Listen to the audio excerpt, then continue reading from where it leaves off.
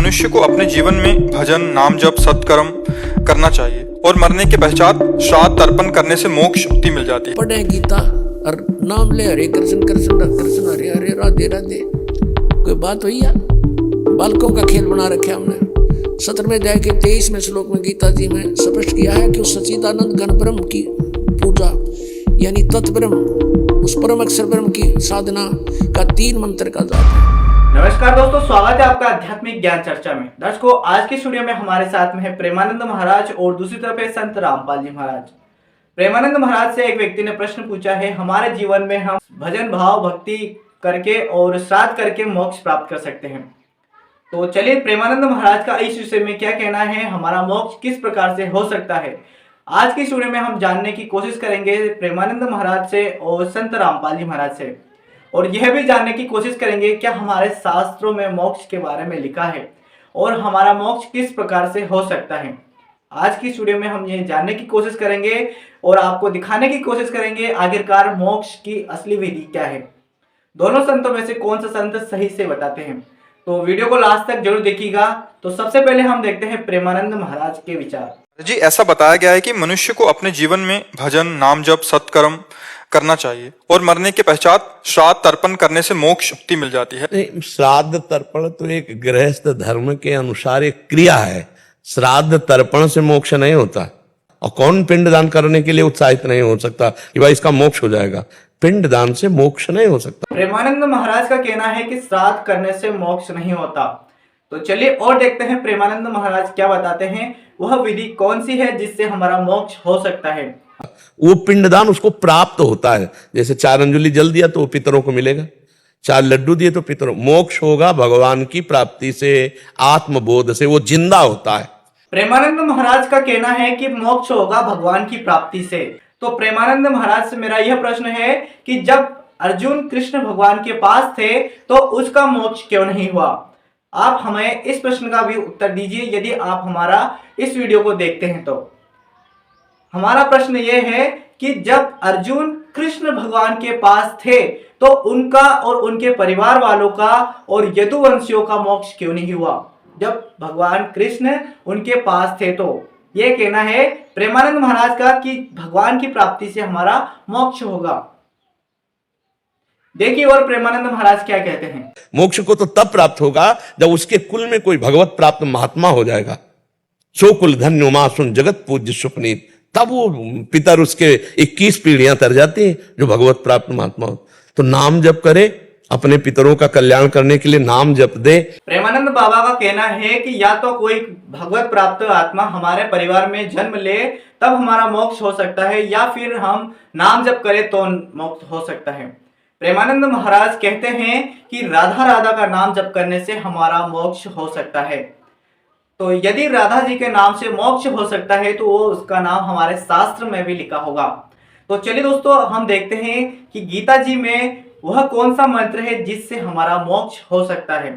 तो चलिए अब हम देखते हैं जगत गुरु तत्वदर्शी संत रामपाल जी महाराज के क्या विचार है। क्या संत रामपाल जी महाराज मोक्ष की विधि बताते हैं या फिर नहीं बताते। क्या मोक्ष नाम जप से होता है, या मोक्ष किसी भागवत प्राप्त आत्मा हमारे कुल में जन्म लेगी तब हो सकता है, या फिर पिंडदान से मोक्ष हो सकता है। आखिरकार हमारा मोक्ष कैसे हो सकता है। तो चलिए आज की स्टूडियो में देखते हैं संत रामपाल जी महाराज के क्या विचार है इस विषय में। पवित्र हिंदू धर्म में जितने भी पुण्यात्मा हैं अब गीता जी को सिरोधार्य मानते हैं और नाम जपते हैं, हरे राम हरे कृष्ण राधे राधे श्याम मिला दे, ओम नमः शिवाय, ओम भागवते वासुदेव नमः, एवं नमः। ये पता नहीं कितने मंत्र बना रखे। गीता जी में है कोई मंत्र ऐसा? गीता जी में फाइनल फैसला कर रखे है। गीता जी अध्याय नंबर 8 के श्लोक नंबर 13 में कहा कि ओम इति एक अक्षरम ब्रह्म व्यवहारण माम अनुसमरण ये परियाति तदंदेहम सयाति परमाम गति। मुझ ब्रह्म का, माम ब्रह्म, मुझ ब्रह्म का केवल ओम इति एक अक्षरम, ये ओम एक अक्षर है, नथिंग एल्स, और कुछ नहीं। उच्चारण करके सिमरण करता हुआ जो अंतिम श्वास तक, शरीर छोड़ने तक इसका सिमरण करता हुआ छोड़कर जाता है, यह प्रियाति तदंतेहम सयाति परमाम गति, वो परम गति को प्राप्त होता है। ओम से मिलने वाली परम गति, ओम से मिलने वाली श्रेष्ठ गति कौन सी है? ब्रह्म लोक प्राप्ति, क्योंकि ओम ब्रह्म का मंत्र है। गीता जी अध्याय नंबर 7 के श्लोक नंबर 18 में गीता ज्ञानदाता ब्रह्म श्री कृष्ण जी में बोल रहा है। वो कह रहा है कि मेरी गति में ये उदार आत्मा है तो अच्छी, लेकिन ये मेरे वाली घटिया गति में ही आश्रित रही। ओम से मिलने वाली जो सुविधा है, मोक्ष है जितना, कहते यो तो व्यर्थ है, घटिया है, अनुत्तम है। अनुत्तम क्यों है? क्योंकि गीता ज्ञानदाता स्वयं कह रहा है 4 अध्याय के 5वें और 9वें श्लोक में, 2 अध्याय के 12वें श्लोक में, 10वें अध्याय के 2 श्लोक में, अर्जुन तेरे और मेरे बहुत जन्म हो चुके हैं, तू नहीं जानता मैं जानता हूं। तो इससे सिद्ध है कि जन्म मृत्यु ब्रह्म की भी और पुजारी भी फिर जो दुखी जन्म और मृत्यु जैसा दुख नहीं पृथ्वी पर। इसलिए गीता ज्ञानदाता 18वें अध्याय के 62वें श्लोक में कहता है अर्जुन तू सर्वभाव से उस परमेश्वर की शरण में जा, उसकी कृपा से ही तू परम शांति को और सनातन परम धाम को प्राप्त होगा। अब पुण्यात्माओं 17वें अध्याय के 23वें श्लोक में गीता जी में स्पष्ट किया है कि उस सच्चिदानंद घन ब्रह्म की पूजा यानी तत्ब्रह्म, उस परम अक्षर ब्रह्म की साधना का 3 मंत्र का जाप है, उसको प्राप्ति का। ओम तत्सत, ओम ब्रह्म का सरपुरुष भी कहते हैं इस ब्रह्म को, और तत् अक्षर पुरुष का वो सांकेतिक है, और सत जो है परम अक्षर ब्रह्म का। इनकी मजदूरी करनी है। इन तीनों की साधना से ही परमात्मा प्राप्ति, सतलोक प्राप्ति होगी। ओम और तत् सांकेतिक है, ये दोनों मिलकर 2 अक्षर का सतनाम बनता है। और तीसरा वो सार नाम है जो सत कहा है गीता जी अध्याय नंबर 17 के श्लोक 23 में। तो कहने का भाव ये है कि हम साधना करने का खूब कोशिश की हमने, अब पढ़े गीता और नाम ले हरे कृष्ण कृष्ण कृष्ण हरे हरे राधे राधे, कोई बात हुई या? बालकों का खेल बना रखा हमने, भगवान की तरफ जरा भी ध्यान नहीं दिया। गीता जी में है कहीं ये मंत्र, फिर जाप किस लिए कर रहे हो? परमात्मा का विधान है ये। यदि कहो कि तुम कि पुराणों में ऐसा लिखा है, पुराणों में भी, पुराण क्या चीज है, गीता जी क्या शास्त्र है। चारों वेद पूर्ण परमात्मा ने, सत्य पुरुष ने इस ब्रह्म के अंतःकरण में फीड कर दिए थे। 500 वेद किए थे, सूक्ष्म वेद भी जो परमेश्वर ने स्वयं आकर बोलना पड़ा, इसने नष्ट कर दिया फिर, और उसमें ऐसे फीड कर दिया जैसे उसका निर्धारित समय रख दिया। इतने समय के बाद वो अपने आप इसके श्वासों के माध्यम से बाहर निकल आए। इसने सारे के सारों को पढ़ा तो इसमें देखा कि जो 5वां वेद है उसमें पूरा निर्णायक ज्ञान है, कबीर इज गॉड, वो साकार है, मनुष्य दृश्य है, और उसकी भक्ति की विधि ये है, उसमें सारा कंप्लीट था। तो इसने 5वां वेद नष्ट कर दिया। 4 वेद जिसमें महिमा तो परमात्मा की है, लेकिन वे ऑफ वर्शिप नहीं है, उसमें पूजा की विधि नहीं है। वो 4 वेद अपने पुत्र ब्रह्मा को दे दिए।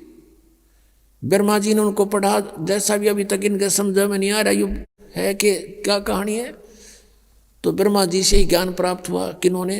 अन्य ऋषियों ने। तो उन अन्य ऋषियों का और साथ में इस ब्रह्मा जी का जो ज्ञान है वो पुराण है, और वेद ज्ञान है गॉड गिवन। गीता जी जो श्रीमद् भगवद गीता, ये भी वेद ज्ञान है।